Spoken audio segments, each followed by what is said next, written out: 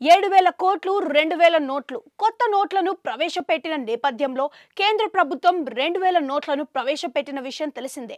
ఆ తర్వాత గత ఏడాది 2023 మే 19న చలామణి నుంచి 2,000 నోట్లను ఉపసంహరించుకున్నట్లు ఆర్బీఐ ప్రకటించింది. అయితే ఆర్బీఐ ముద్రించి మార్కెట్లోకి వదిలిన 2,000 నోట్లలో దాదాపు 97.87% మేర తిరిగి వెనక్కు వచ్చాయి. ఇంకా 7,755 కోట్ల విలువైన 2,000 నోట్ల ప్రజల వద్దే ఉన్నాయని, అవి రావాల్సి ఉందని తాజాగా ఆర్బీఐ స్పష్టం చేసింది.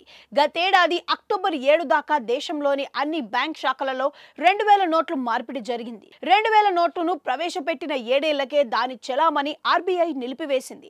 మార్కెట్లోకి తెచ్చిన 2,000 నోట్ల విలువ 3.56 లక్షల కోట్లు. అయితే హైదరాబాద్తో పాటు దేశవ్యాప్తంగా ఉన్న 19 ఆర్బీఐ కార్యాలయాల్లో ఇప్పటికే 2,000 నోట్ల మార్పిడికి అవకాశం ఉందని, ఈ నోట్లు ఇంకా ఎవరి దగ్గరైనా ఉంటే అహ్మదాబాద్, బెంగళూరు, బేలాపూర్, భోపాల్, భువనేశ్వర్, చండీగఢ్, చెన్నై, గౌపతి, హైదరాబాద్, జైపూర్, జమ్మూ, కోల్కతా, లక్నో, ముంబై, నాగ్పూర్, న్యూఢిల్లీ, పాట్నా, తిరువనంతపురంలోని ఆర్బీఐ శాఖల్లో మార్చుకోవచ్చని ఆర్బీఐ వెల్లడించింది.